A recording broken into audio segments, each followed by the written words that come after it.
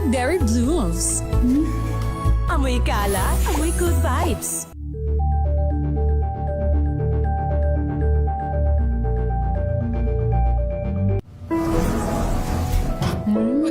Amoy forever. Amoy LQ. Amoy New Kalat Berry Blues. Amoy kalat, amoy good vibes.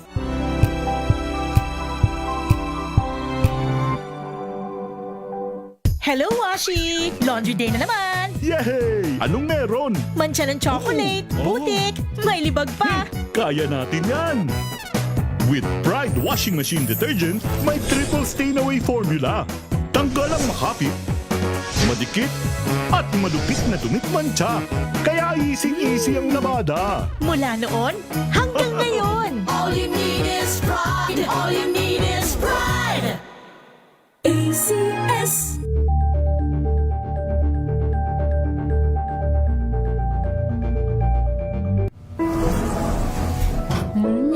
Amoy forever. Amoy LQ.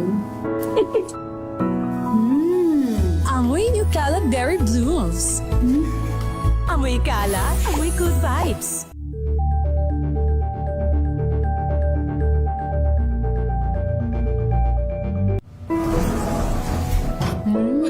Amoy forever. Amoy LQ. Amoy New Kalat Berry Blues. Amoy kalat, amoy good vibes.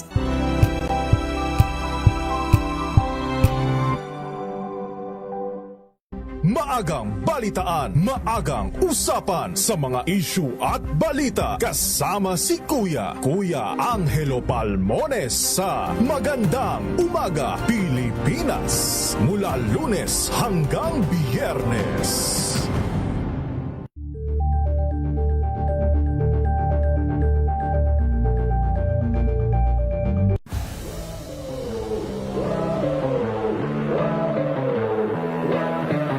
Pero biglang, uy, iba na to.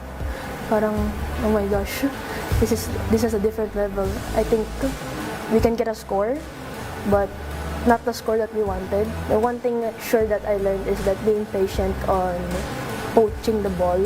And I see many younger generations playing against their idols.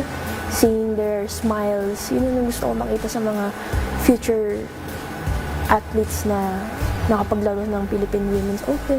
Hi! I am Justin Maneja, a Filipino tennis player. Abangan nyo ang aking exclusive interview dito lang sa DZRH TV Matchpoint. Mabuhay ang atletang Pilipino!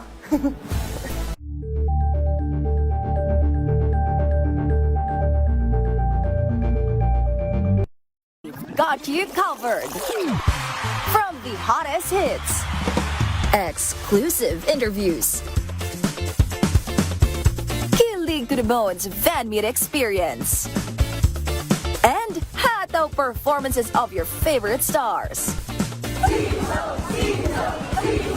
Saturdays, 12 noon, dito lang sa DZRH TV.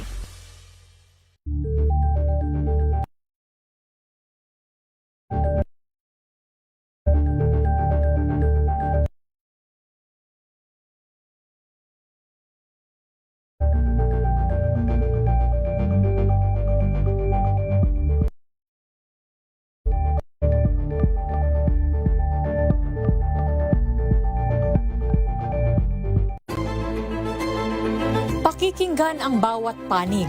When you fight for justice, think about the queer people. Kung hindi kami Pilipinas, ang oras po 6:36. May problema ka ba sa batas? Hihimayin yan ng Panyera ng Bayan. Attorney Rina Seco sa Usapang Legal. Usapang Legal! Magandang gabi Pilipinas, ito po ang DZRH Usapang Legal kasama ang panyera ng bayan, Attorney Rina Seco para sa DZRH, una sa Pilipinas, una sa Pilipino. Usapang Legal! Kumusta po kayo ngayong araw ng Thursday? Bawal pang magtamad. May isang araw pa. At bukas pa rin ang swell day. Yung iba sa Saturday, yung iba kapag hindi ganon ka yung mga employer sa Monday pa. Ay, paano na lang ang Valentine's Day? No, samahan niyo po ako hanggang 7:30 ng gabi. Maganda po ang ating talakayan na papanahon dahil ito po ay may kinalaman doon sa mga lumalaganap, no? Ilang gabing sunod-sunod tinatalakay po sa mga balita or ibinabalita po ng mga iba't ibang network, ano? Yung pagbebenta ng mga sanggol.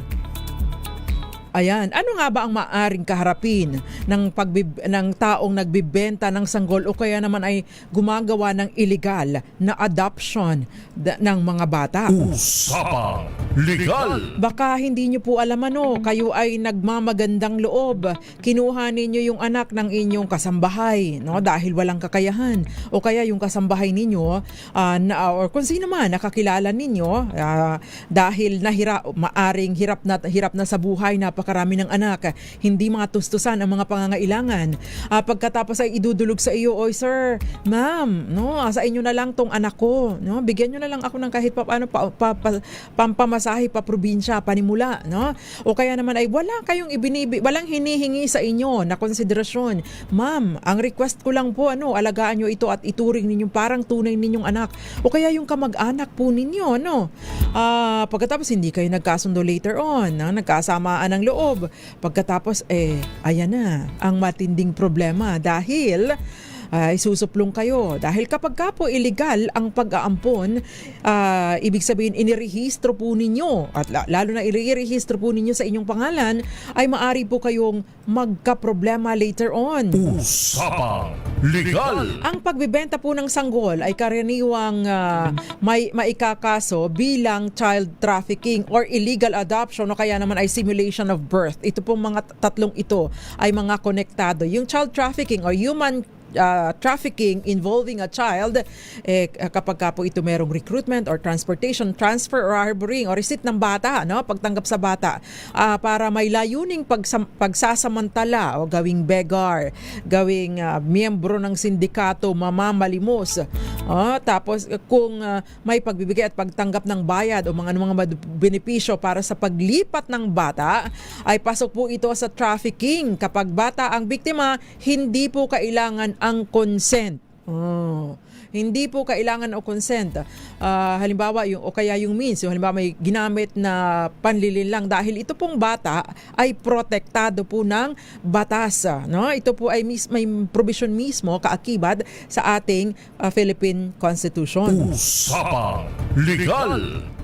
Yun naman pong iba, no, na nagpapaampon, no, na hindi dumaan sa legal na proseso, ay ito po ay tinatawag na illegal adoption at eventually, no, yung nag-aampon maari pong managot, no, sa tinatawag na simulation of birth, no, na isa pong krimen bagaman at meron pong existing na batas, no, na magi-expire sa 2029, no, para doon sa Child Simulation of Birth Rectification Act, ano, na pinahihintulutan po yung mga nagpeke ng mga dokumento, no, para ayusin ito, no? Kasi sa ilalim po ng batas noong una, no, kailangan kang dumaan. Bagaman at napakaganda ng intention mo, tulungan ang magulang at the same time akuin or arugain ang bata, ituring na iyong anak, bigyan ng magandang kinabukasan. Bagaman at ganyan po ang intention ninyo, kung illegal po ang placement or illegal po ang adoption, no? Maari pong magkaroon ng pananagutan dahil noong araw, no, sinasabi po ng batas, walang anumang adopsyon na mangyayari nang hindi dumadaan sa korte. Mahaba-haba pong proseso ang adoption, no? Pero eventually in 2020, I think it was in 2023, nagkaroon po ng panibagong batas na sinasabi, no, yun pong ating may tinatawag pong domestic Administrative Domestic Adoption Act kung saan pinahihintulutan po or kung saan yung pag-aampon po no na within the Philippines lamang ng mga kapwa ating Pilipino ay maari pong gawin no sa pamamagitan ng administratibong pamamaraan sa ilalim po ng DSWD. Meron pong tinatawag na RACO, Regional Alternative Child Care Unit. Yung pong dyan po dumadaan yung pag-aampon. Usapang Legal. Ito po ay sa ilalim po naman ng bagong batas at hindi na po kailangan na dumaan pa sa korte. At therefore, hindi na rin po ganun kagastos. Meron lang po mga requirements ang batas na mas madali na pong sundin sa ngayon. Kaya kung kayo po ay nagbabalak na mag-aruga ng bata ng may bata or anak ng kung sino man, at ang intention nyo ay siya ay akuin bilang sarili ninyong anak, palakihin sa ilalim ng inyong gamit ang inyong pangalan, idaan nyo po sa legal na proseso because doing otherwise would mean possible liability for simulation of birth or illegal adoption. Usapang Legal. Ito pong mga ganitong kaso ay may kaagipat na kulong, parusang kulong at multa. So may kataasan, mabuti sana kung 30 days lang, ay hindi po. Taon-taon yung maaaring maging parusa sa ilalim po ng batas. Usapang Legal. Naimbag Gabi, Ma'am Grace Recta, magandang gabi Tita Ami Miraflor Garcia, Mabimilan Rivera, Miggy Faliar Villa, magandang gabi Jerry Sumagaysay at maraming iba pa. Feel free to share our discussion tonight para po marami pa ang matuto sa ating talakayan dahil pag nagbasa po kayo ng marketplace, para bang commodity ang bata ngayon. Napansin nyo ba? Parang commodity ang bata ngayon. Ginagamit na parang pambenta. Akala mo ano sinabi ng kamatis, di ba? Ibinibenta ang mga sanggol, ang mga dahilan kesyo wala na daw pera, may sakit si nanay at si tatay, may kung anumang mga dahilan. Pero may iba pong lumalabas na napakarami na mayroon ilang anak na din niya ang ibinenta niya at gumamit ng Facebook Meta, Marketplace.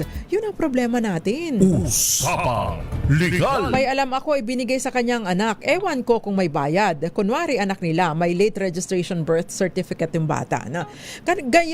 Ganyan nga po, Ma'am Teresita, at yan sa ang ginagawa ng iba. May pagkakataon na nirehistro na ng totoong magulang ng biological parents. Pagkatapos, may pagkakataon na hindi kaya, nahirapan, ibibigay sa iba, tapos yung pinagbigyan, may konsiderasyon man yan o wala, yung pinagbigyan, ang ginagawa nila, ipapa-delayed registration or late registration sa halip na dumaan sa legal na proseso. Yun pong paggawa ng ganitong sitwasyon ay tinatawag pong simulation of birth, simulated birth, at saka maaari pong pumasok doon sa tinatawag na illegal adoption. Usapang Legal. Kaya ang recourse po ninyo, dumaan sa legal na proseso. Joseph Abalos, Ivitz Escueta, magandang gabi. Gayon din sa iyo, Irene Almodovar, at maraming iba pa. Si Melvin Ogpamin, magandang gabi. Happy Webes po. Magandang gabi po sa inyo, of course. Si Gael Enriquez at Eduardo Narvaez. Thank you very much. Ma'am Teresita Atienza, Melvin Letrodo, gayon din sa mga pamilya niya sa Santa Fe, Leyte, Maupay nga Kulop. Tama ba ako? Kaninyang tanan. Maayong gabi kaninyang tanan na imbag rabii. Magandang gabi po sa inyo. Buenas noches. Buenas tardes ba? Usapang Legal. Ayan. So yan po ang tinatalakay natin. Alam ko hindi naman po ito kumbaga ito ay hindi pang araw-araw na pangyayari. Pero lumalaga na po ang bentahan ng mga sanggol. Yung iba ay ginagamit ng mga sindikato. Yung iba ay hindi naman ginagamit sa illegal. Pero illegal ang pamamaraan ng pag-aampon. At yan po ang tinatalakay natin tonight. If you have related questions, pwede po ninyong ipadala ang inyong mensahe bilang comment sa DZRH TV4K live stream sa YouTube. Feel free to share also our discussion tonight o kaya naman sa DZRH News at DZRH News Television Facebook pages. Usapang Legal. ang pagkuha po ng bata para bang inaampon pero hindi dumaan sa legal na proseso sa DSWD at yung administrative adoption o kaya naman po sa korte kapag ka po yung intercountry adoption, no? Ibig sabihin ay gumagamit po ng shortcut sa pag-aampon, ay ito kahit pa po may consent, ito po ay pwedeng magresulta sa kasong illegal adoption or paglabag sa child placement laws. Kung ang buyer ang intensyon ay palakihin ang sanggol na parang anak nila pero shortcut, ibig sabihin bayad plus direct handover, ay pwede pong sabihin illegal adoption kahit wala silang intensyon na i-exploit sexually or sa labor, no? Dahil bawal po ang private or direct placement kapalit ng pera at dahil sinasabi po ng batas na dapat ay dumaan sa yung mga legal safeguards, no? So madalas itong sinasabay kung ang facts ay adoption by payment, no? Yung mga ganitong kaso or direct placement. Usapang Legal. Kung nagkaroon po ng simulation of birth or falsification of civil registry records, mas mahirap ito, no? Pagkatapos yung bilhin ng sanggol, ipinarehistro ang bata o bilhin o makuha ang sanggol, pinarehistro mo ang bata, parang anak mo, peke ang detalye, yung pinagmulang magulang, dahil anak pala ito ni Jeric Barreto, ipinarehistro ni Rina Seco sa kanyang pangalan, yun po yung tinatawag na simulation of birth at posible magkaroon ng kaso for falsification kasi sinusumpaan po itong mga ganitong mga dokumento. Usapang Legal. Diba? Binili. Pagkatapos yung bumili, nirehistro sa kanyang pangalan. Isang kaso pa din po yan. Maaari din po itong pumasok doon sa tinatawag na child abuse or child exploitation under 7610, and other related offenses. Halimbawa, para ibinibenta, again, para gawing beggar, labor, or prostitute, para i-exploit, depende po, yung prosecution nito, depende po sa kung anong purpose ng ginawa o yung mga illegal pa na kasunod, no, na ginawa after ng illegal na pag-adopt or pagbili. Usapang Legal. Kapag ka po yung trafficking in person, no? Ang parusa po nito ay 15 years and a fine of not less than 500,000 but not more than 1 million pesos. Pero pag ginamit po sa trafficking ang bata, no, ay iba pa po, mas mabigat pa po ang parusa na inilalaan ng batas. So, ganun ang sitwasyon. Usapang Legal. So, marami pong sumasaklaw na batas dito. Ito yung Adoption Act, yung Child Trafficking Act, Anti-Placement, no? Ngayon din kidnapping. Meron din yung failure to return a minor, di ba? Inihabilin lang po sa inyo ang bata. Binilin sa kapitbahay or sa kaanak, no? Pagkatapos ay hindi na ibinalik, no? O kaya naman po ay ang ginagawang kasambahay nila, inaalila, no? Kaya ayaw nang ibalik. O kaya naman ipinarerehistro na parang sa kanila, no? Maari po itong kidnapping or failure to return a minor. O kaya naman, no? Siya ay nasa pangangalaga ng DSWD o kaya ng anumang institusyon, tapos kinuha ninyo ang bata or in-induce. Ano ba sa Tagalog yung induce? Tinukso ninyo, no? Na Henry Uri, ano ba sa Tagalog ang induce? ang hirap magtagalog. Induce ninyo ang bata. Hindi naman pinilit basta tinukso ninyo, no? Na iwanan mo yan, no? Dahil sa kung anumang mga pangako, maari din po magkaroon ng kaso para sa illegal removal from institution. At ito po ay merong imprisonment na hanggang 1 taon and fine of not more than up to 2,000 pesos. Usapang Legal. Yung mga professionals naman na tutulong, no, para maisakatuparan ito, abogado o kaya ay doktor or anumang profesyon, no, ay maari pong managot, no, administratively. Meron pong idaan sa Supreme Court, sa IBP, maari pong idaan sa PRC, a Professional Regulation Commission. Usapang Legal. Okay, feel free to share our discussion tonight. Magpadala din po kayo ng inyong mga questions. Attorney, pwede ba yung single na lalaki o babae pwedeng mag-adapt? Pwede pong mag-adapt ang isang tao. Pero kung parehong single, magkakaroon ng confusion, ano? Pero kung halimbawa, ikaw single, halimbawa ako single ako, mag-a-adapt ako ang mag-a-adapt. Pero kung may boyfriend ako, hindi niya pwedeng i-adapt, no? Hindi pwedeng yung joint adoption na wala kaming relasyon. 'Di ba? Medyo may kahirapan 'yon pa in terms of identity ng bata. Pero kung mag-aasawa ako, pwede niyang ampunin yung ampun ko. Usapang Legal. Kasi usually po, either mag-adapt ka na solo ka o kaya pag may asawa ka na, mag-a-adapt ka at aampunin din ng asawa mo. Ayan. Kaya kailangan nga po ng consent ng asawa at saka kung halimbawa ako ay may anak at mag-aampun pa ako ng iba, kung yung mga anak ko ay dapat magbigay ng consent, magbigay ng pahintulot, no? Written na pahintulot sa pag-aampon na gagawin ko. Ganon. Usapang Legal. Advance Happy Valentine's Day din po sa inyo. Thank you very much. Okay. Yung mga nagbibigay ng anak niya sa ibang tao na walang kabayaran, may kaso din ba? Opo. Usapang Legal. Again, illegal placement or illegal adoption po ito. At pagkatapos ay pag pinarehistro naman noong pinagbigyan, simulated birth. No? Maaari pang magkaroon ng falsification dahil pineke ang detalye, pineke ang magulang, 'di ba? Sa isang sinumpaang dokumento pa. Usapang Legal. Okay, magbabalik pa po tayo. Marami pa pong mga questions dito. And syempre pa iba pang mga relevant na legal principles, no? Dahil ang family code po patungkol sa emancipation. Dahil meron pang viral po ngayon na viral story na yung isang adult, isang may katandaan na. Hindi ko alam kung matanda pa sa akin. Matanda pa sa akin. Meron pong minor de edad. Isang tama ba ako? Ikwento nyo nga sa akin, isang delivery rider na nasa edad na, medyo may katandaan na, ay kumbaga ay naging karelasyon ang isang minor de edad. Ngayon, binabawi po ng magulang yung minor de edad. Ang sinasabi, girlfriend ko ito. Ang sinasabi, kusa siyang sumama sa akin. Meron bang kaso kapag kaganito, no? Na sumama ng kusa ang isang babae o isang minor de edad pa sa isang adult, no? Yan po at iba pa ang ating tatalakayin sa ating pong pagbabalik. Ilan po muna ang mga paalala? Diyan lamang po kayo.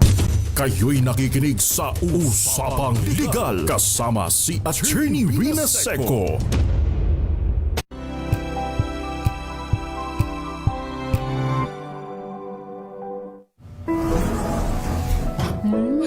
Amoy forever. Amoy LQ. Amoy New Cala Berry Blooms. Amoy Cala, amoy good vibes.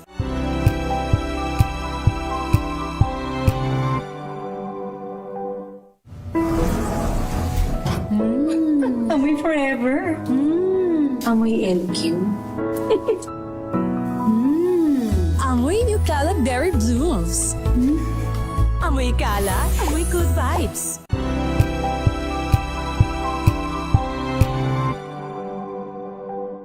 Alamin ang mga maiinit na isyung pambayan, mga balitang kailangan mong malaman, usapin sa pamahalaan, politika, ekonomiya at kabuhayan. Ito ang mga dapat mong malaman, pakialaman at pag-uusapan dahil kayo ang tinig ng mamamayan dito sa Damdaming Bayan.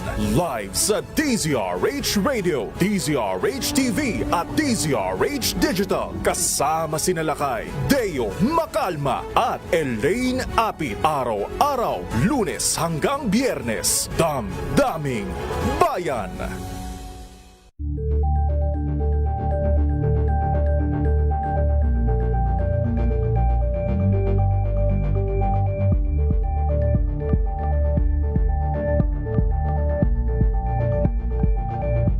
Tambalang Anthony Taberna at Jerry Baha ang gigising sa inyong umaga dahil lalatay ang humahagupit na diskusyon at komentaryo Lunes hanggang Biyernes sa 2x2.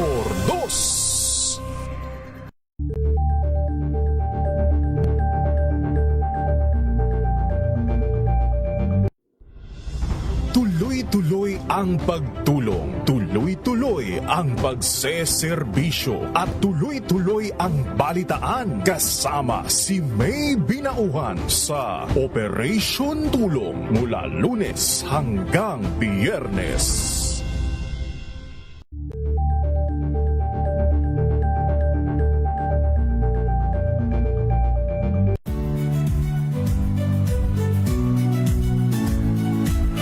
Magandang araw mga kaibigan. Ito po ang inyong balerina ng bayan, si Lisa Makuha Elizalde, na nag-aanyaya sa inyong samahan kami at ang aming mga espesyal na panauhin para sa kalahating oras ng masayang kwentuhan sa aming programang Art to Art, kung saan ang usapang sining at kultura ay para sa lahat. Huwag kaliligtaan, tuwing linggo, alas 3:30 ng hapon, dito lamang sa DZRH Radio, DZRH TV, at via online streaming.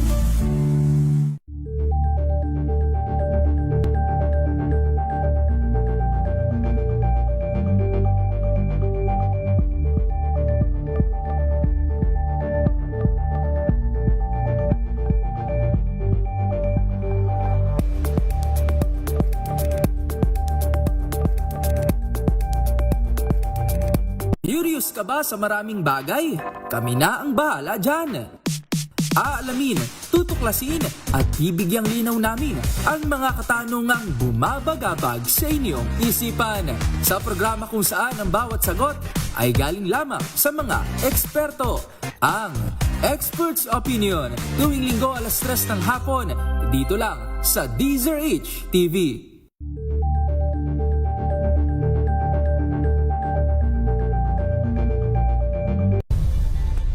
Nagsimula sa pangarap hanggang sa maabot ang tagumpay.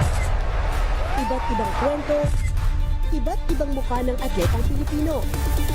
Mas pinatindi, mas pinalakas, at mas pinaaksyon sa Match Point tuwing Sabado, 12:30 ng tanghali sa DZRH TV.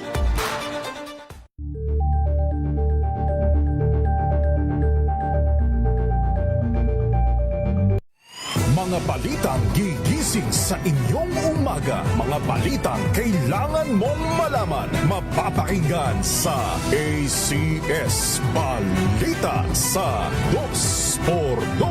Kasama sina Anthony Taberna at Jerry Baha. Lunes hanggang Biyernes.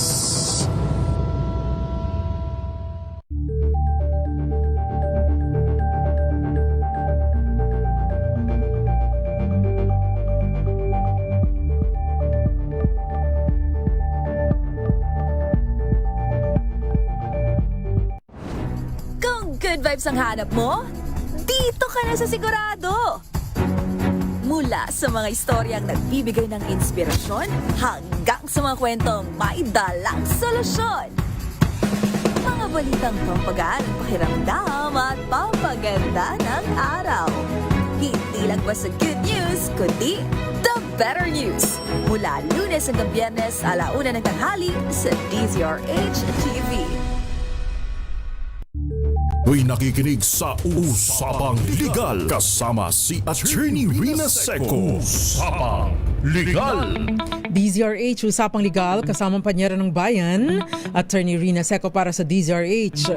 Ay, bakit para ako nag-i-intro? But anyway, magandang gabi po ulit sa inyong lahat, Ma'am Magdalena Martin, Ivy Gutierrez, Gael Enriquez. Magandang gabi din po sa inyo, Ma'am Magdalena Martin, Angelina Palekbar, Glenda Fe Seco, Agdigos, ito pamangkin ko. Magandang gabi, Joy Garimbao, Arturo Camillo, magandang gabi, nanonood sa atin sa Lorente, Eastern Samar, maupay nga gabi. Joseph Abalos, Miss Roxanne Costo at maraming iba pa. Thank you very much for watching tonight. Tina Chris Pehi ba yun? Good evening din po sa inyo. At ipagpatuloy po natin. No? Sa marami pong pagkakataon, napapanood din natin yung mga tanan. Napanood mo ba yun, Pogi? Yung babae sumama sa delivery rider. Naging karelasyon na yung delivery rider. Ilang taon yung delivery rider? Basta matandaan, may katandaan na, di ba? Parang nasa 50s na ba? Tama ba ako? Tapos, yung isa ay 15 ba o 16? Basta minor de edad, wala pang 18 anyos. Ayan, pagkatapos binabawi ng magulang, tama ako. Ay ayaw sumama ng babae. Ayaw din ibigay ni sir, no? Dahil sila daw ay nagmamahalan. Kapag ganito, ano nga ba ang sinasabi po ng batas, no? Ang dito po sa atin sa Pilipinas, ang emancipation. Ano ba yung emancipation?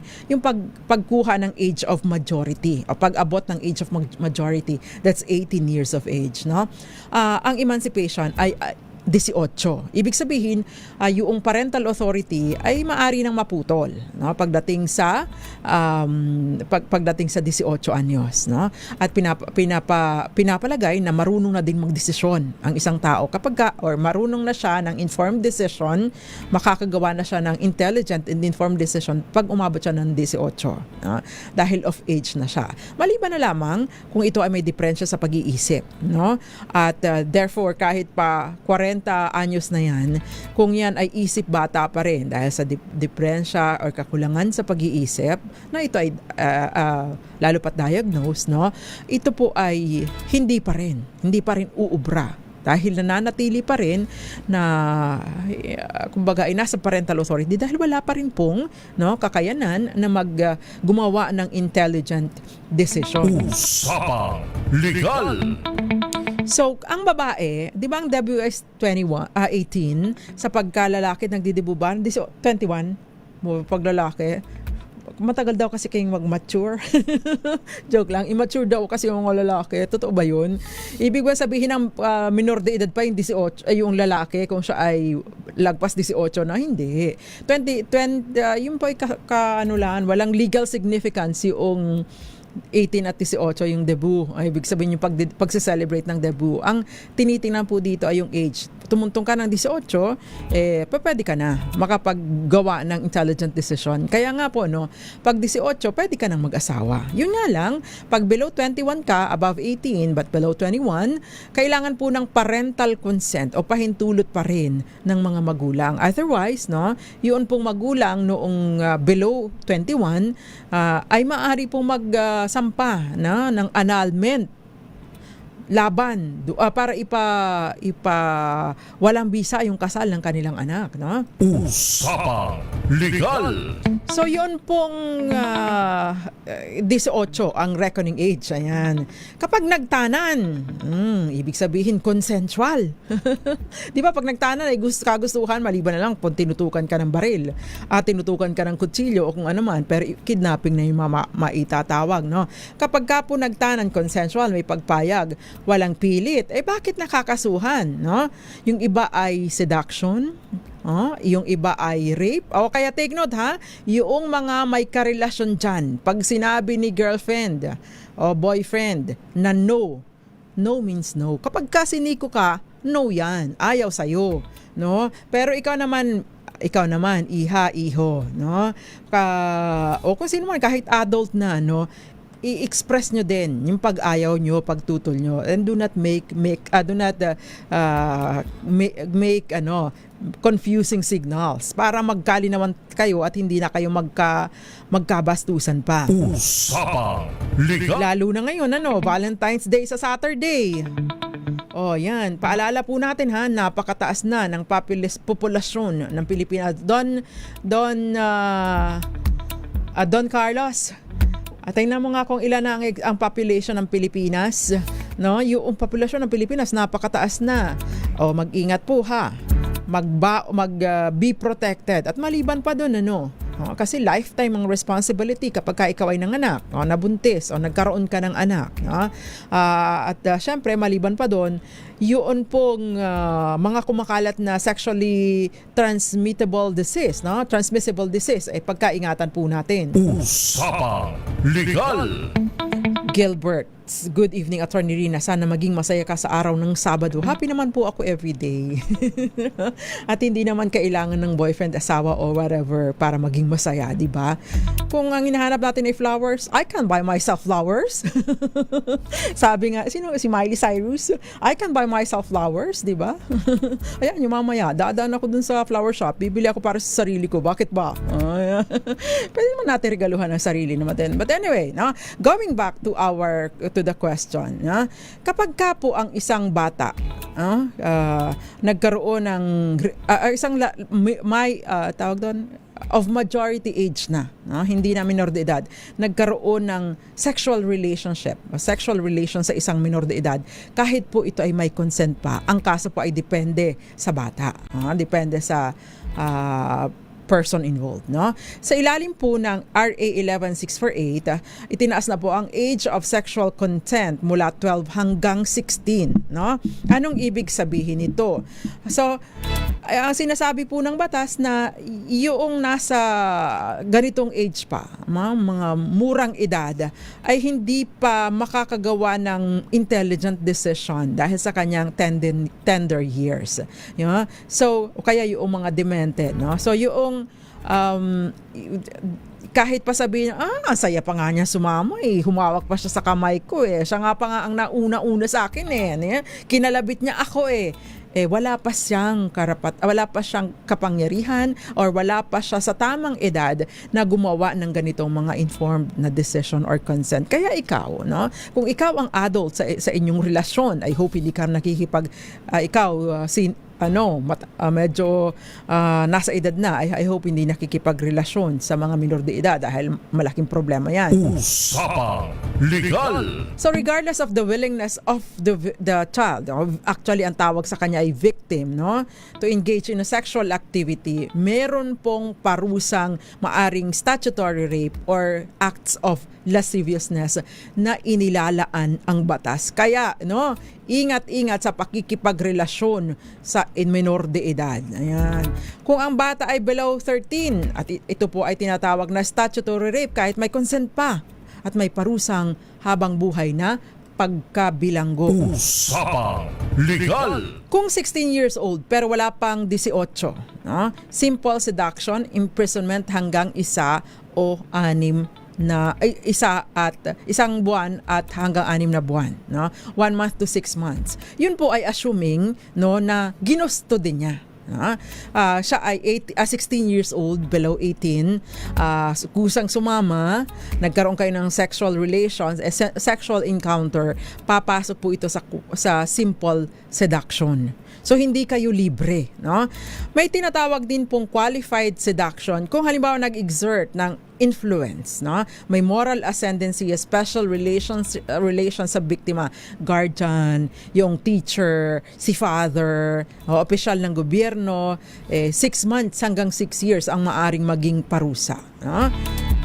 Kung halimbawa, nagkaroon po ng sexual relationship above 13 pero below 16, pero ang agwat nila ng boyfriend, ni lalaki, ay hindi lalagpas ng 3 taon, wala pong maikakaso sa boyfriend. Ito po yung tinatawag na puppy love exception sa ilalim po ng RA 11648.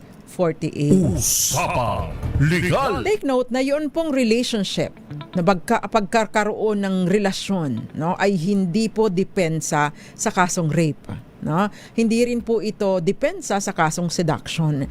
Kaya hindi po ninyo maaaring invoke, may karapatan ako dyan sa katawan niya dahil siya ay girlfriend ko or boyfriend ko or karelasyon ko. Hindi po ito. By the way, hindi lang po mga babae, no, ang babae ang nare-rape, no, kaya pakaingat. Ang mga lalaki, no, meron po tayong tinatawag na rape by sexual assault, no? Naalala po ninyo yung doon sa Vicente Soto yung naging controversial na gay, no, na pinasukan ng parang canister sa kanyang anus, no? Naging controversial po ito, no? Kaya lumabas din ay dahil may video na inilabas yung mga medical practitioners mismong sa ospital, no? Diyan sa Cebu. So yan po, isa yan sa mga example. Usapang Legal. Kaya again, no means no. Tingnan, pakasiguraduhin yung mga mahilig dyan sa one night stand, no? Pakasiguraduhin ang edad ng inyong magiging ka-one night stand. Baka later on ay maghimas ng malamig na rehas. Ayan. Usapang Legal. May kaso po ba ako kung 27 years old na ako tapos 14 anyos ang jowa ako. Wala namang problema ang magulang sa akin. Bawal po ba mahalin ang 14? Parang yung commercial na nakatikim ka na ba ng, ano ba yun? Nakatikim ka ba ng 14? Yun ba yun? There was a commercial before na naging controversial, ano? So nakatikim ka na ba ng 14? Bawal nga po makipagrelasyon sa minor de edad. No? Yung mga minor to minor na mga puppy love, pinapayagan naman po ito, no. Pero antayin nyo naman, no, maging off age na. Yan. Kasi marami pong mga instances, no, ng mga 15, 14 na bubuntis na ng mga bata, no? Kaya pakaingat. Usapang Legal. Again, na pumapasok po yung simple seduction kung ikaw ay makikipagtalik sa isang minor de edad. Yung above 16 but below 18. So, makailang ulit po na isipin ang inyong mga desisyon sa buhay. Usapang Legal. May piyansa po ba at ilang taong pagkakakulong ang child abuse? Depende po sa anong uri ng pang-aabuso, but generally yung child abuse can be penalized by imprisonment of 6 years and 1 day hanggang 12 years. Depende po sa severity ng circumstansya, no? So kung nagkaroon pa ng mga death or injury or psychological harm, iba pa pong usapan yun. Mas napapataas po, no, yung mga kaso kapag kaganoon. Usapang Legal. Yung kaso at saka therefore yung penalty. Yan. Magpadala po kayo ng mga questions ha. Magandang gabi sa iyo, Ivy Gutierrez, Florence Regalo, nanonood sa atin dyan sa Pila, Laguna. Si Daddy Roel Resho, ay namiss kita Daddy Roel, ba't bihira ka na magparamdam ngayon? Si Elmer Bendol, si Vanessa Pido, magandang gabi. Rainy Valentine's daw, magdala ng raincoat. Magdala po ng kapote sa wallet. At paalala pa rin po ha, wag, no, since last day na natin ang broadcast for this week, ano, dahil si Attorney Cam tomorrow at Valentine's Day will be Saturday. Paalala po ha, kapag gagawa ng mga masyadong ng intimate na mga pangyayari o mga intimate na activity, pakiusap lang. Huwag nyo na pong i-document. No? Huwag nyo na pong sasabihin na pang souvenir lang. Huwag nyo na pong i-video. No? Baka naman kumalat tapos walang manood, sumama ang loob nyo. Kaya wala akong ganyan, baka walang manood, masasama ang loob ko. Pero kidding aside, no? Yan po ang pinag-uugatan ng napakaraming problema, no? Ginagawang pang blackmail. Bigyan mo ako nito kung hindi ikakalat ko ang ating sex video. Bigyan mo ako ng ganitong halaga kung hindi ipapadala ko sa magulang mo yung sex video natin o yung picture mo na nakahubad ka, no? Wag na wag pong gagawin ang mga ito dahil sa tindi ng teknolohiya ngayon, gayon din sa tindi ng hindi na po natin mapapagkatiwala. Always na mag-ingat po, ano. Ang iisipin natin lagi ay proteksyon ng ating sarili. Usapang Legal. Isa pa pong usapin na kailangan nating pagtuunan, yung mga love scam, yung mga kapag po, no, noong araw kasi pen pal, phone pal.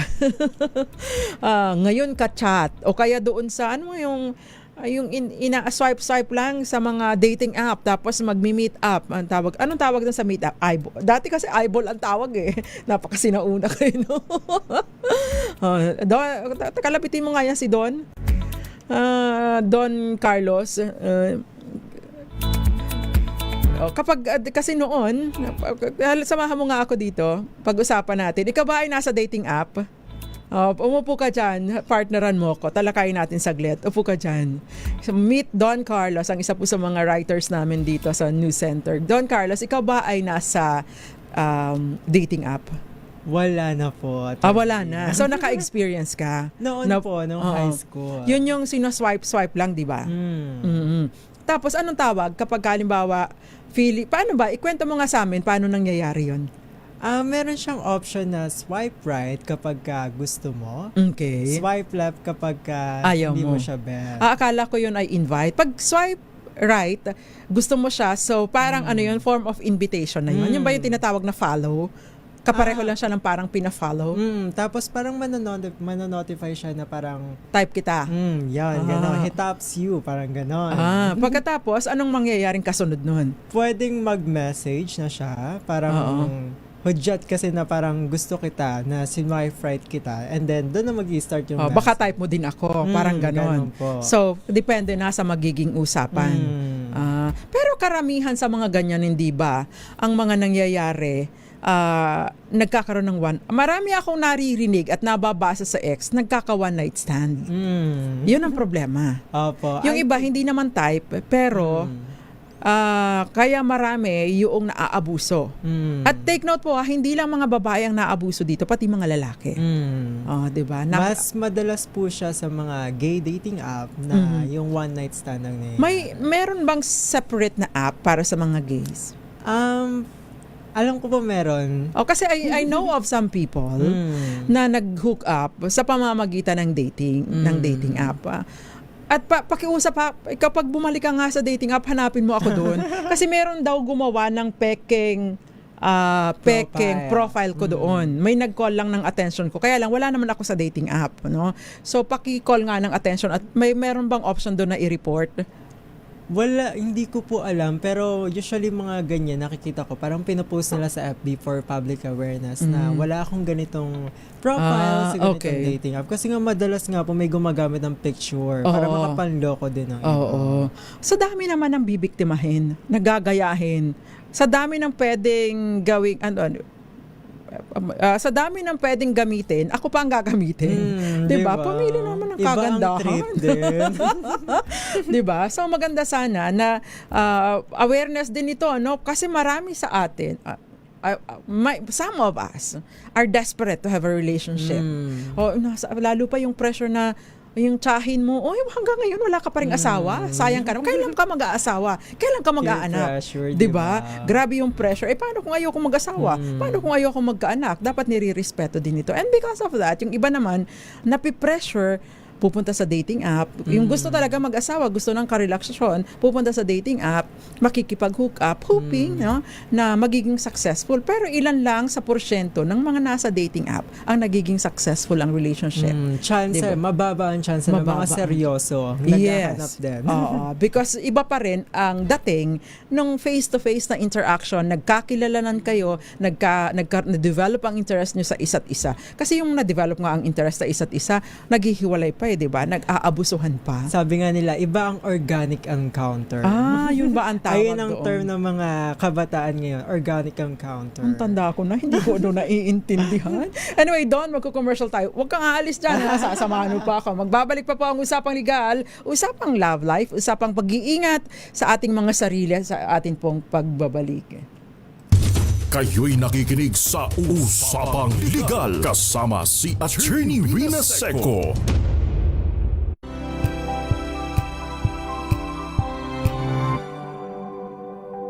Sa lahat ng bagay, simula pa lang, siguraduhing max protection na. Kasi pag kulang ang proteksyon, baka madaling masira. Sa ngipin, dapat may max protection din. Max sa alaga ng Unique Toothpaste. With Max Protect Formula, help stop cavities before they start, while keeping breath fresh. Try Unique Maximum Fluoride Protection. Para max alaga, max protektado. ACS! Amoy forever. Amoy LQ. Amoy New Cala Berry Blooms. Amoy Cala, amoy good vibes. Tinesting. Sinuri. Siniyasan. Ang resulta? Super effective ang Shield sa pagpatay ng bakterya at virus. Shield Antibacterial Soap. Believe ang mga eksperto sa Philippine Nurses Association. At si Mami. Tiwala ako sa Shield. Shield Antibacterial Soap. Napatunayang mabisa. Ang mga nurse, tiwala. ACS! Amoy forever. Amoy LQ. Amoy New Cala Berry Blooms.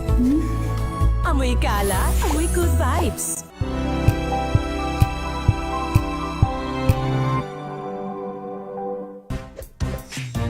Ang galing-galing mo! Smart dishwashing paste ko! Pritong ulam na masebo, plato ng kaldero. Tanggaling for every day. Ganyan pag smart ang dishwashing paste. May double tanggaling formula. Tanggal ang sebo, tanggal ang bakterya. Pahit para walang bahid, linis fantastic sa metal at plastic. Number 1 ko to. Tanggaling-galing mo, smart dishwashing paste. ACS.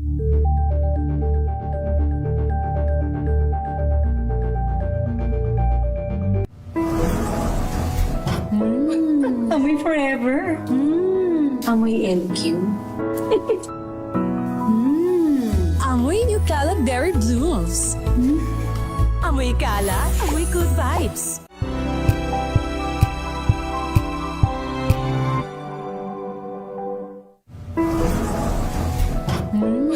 Amoy forever. Amoy LQ. Amoy New Caleb Berry Blooms. Amoy kalat, amoy good vibes. May nagbago. May arte. May budget. Kala nyo lang yon. So solid. White rose papaya, wow, white rose. White rose papaya, wow, white rose. White rose papaya. May glow up with a white rose papaya. White rose papaya. May puti power times 2 kasi may papaya at niacinamide. May shea butter and tea tree oil pa. Kutis sulit ang glow up. White rose papaya. Kutis sulit ang glow up. Wow, ang saya. Isang barangay na labada, puro mancha pa. Goodbye, pahinga. Mommy, isang laba lang yan sa Pride Bar Blue. May powerful stain-away enzymes na malupit sa dungit mansya. At di masakit sa kamay. Isang laba lang yan. Hello, pahinga. Hello, Pride Bar Blue. ACS.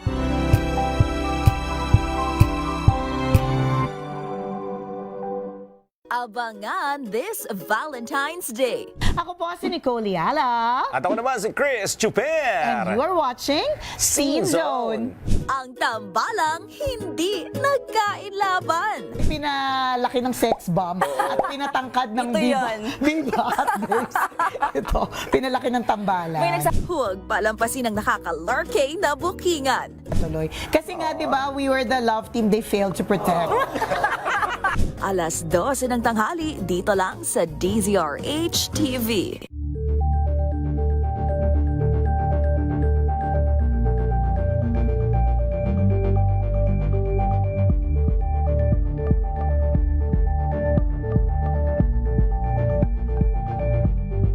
We've got you covered.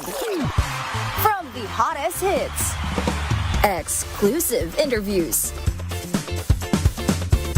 Kilig to the Bones fan meet experience, and hataw performances of your favorite stars. Saturdays, 12 noon, dito lang sa DZRH TV.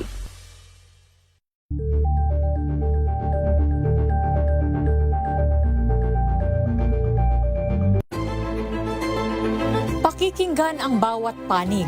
When you fight for justice, think about the queer people. Kung hindi kami magkukwento, sino ang magkukwento? Kayo'y nakikinig sa Usapang Legal kasama si Attorney Rina Seco. Usapang Legal.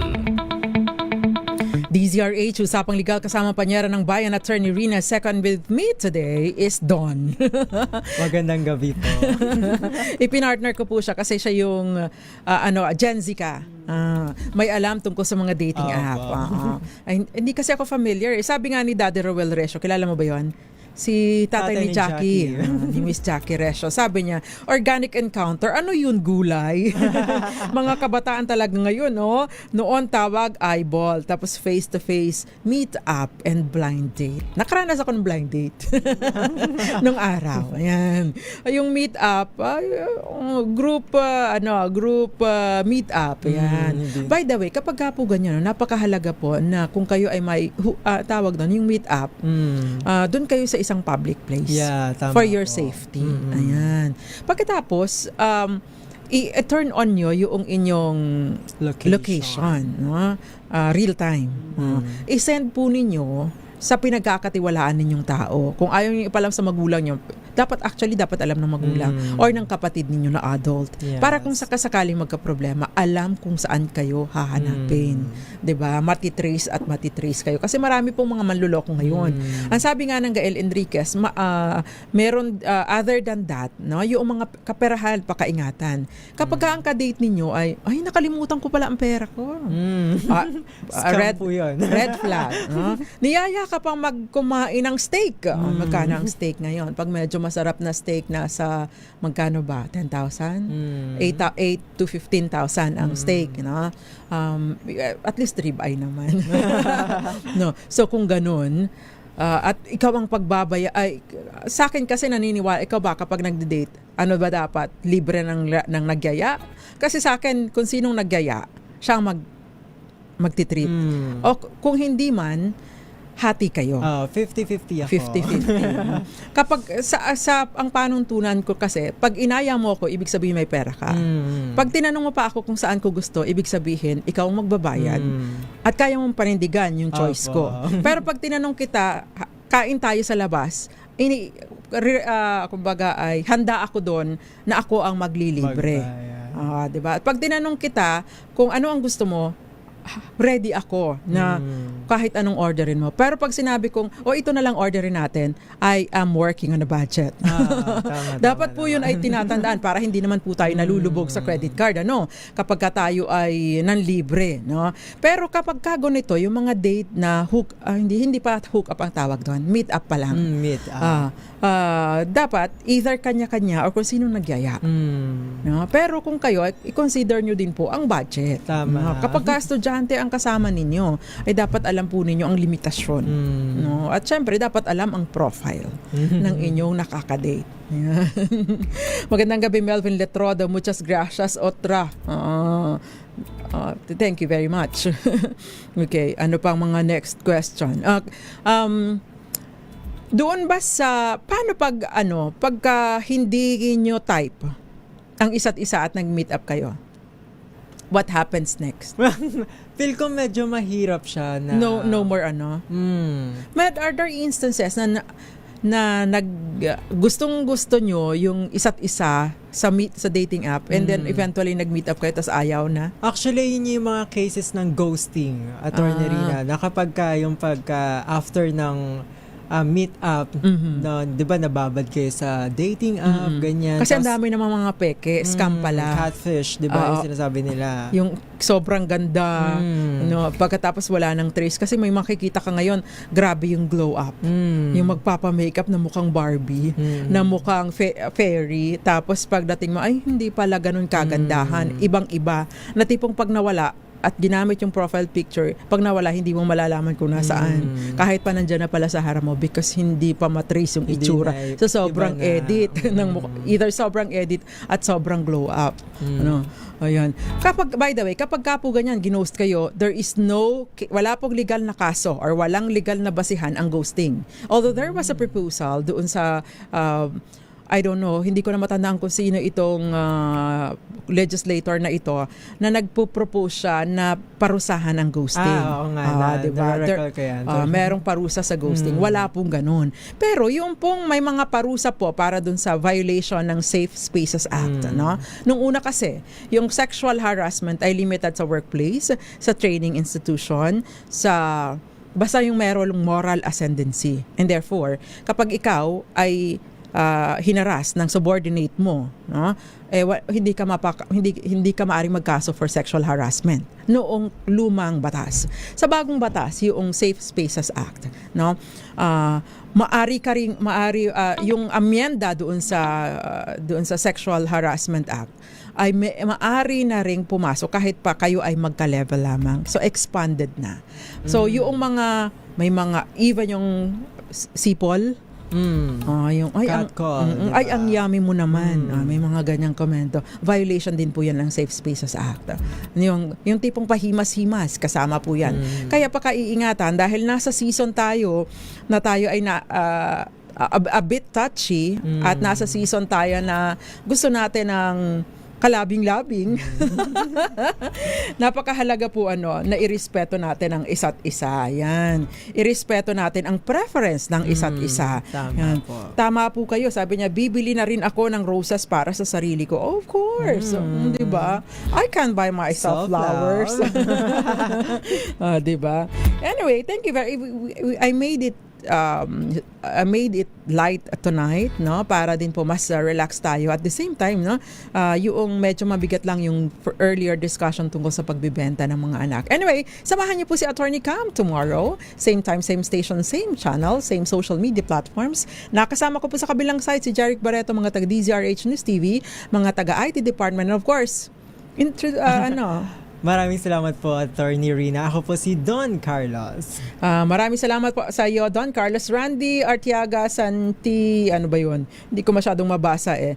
Dante, ipahahabol ko lang. Daddy Ruel, Magdalena Martin, Randy Santisas, kayo din sa iyo, mga nasaan na yung taga Marinduque dito, hindi ko na mahanap. Thank you very much po for watching sa Until Tuesday.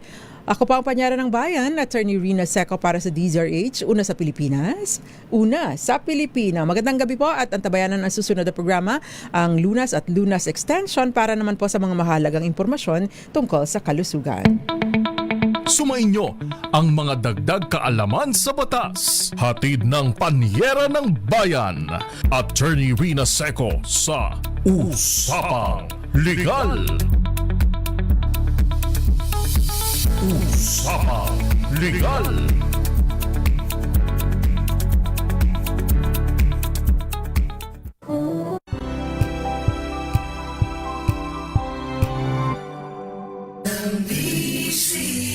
Manila Broadcasting Company.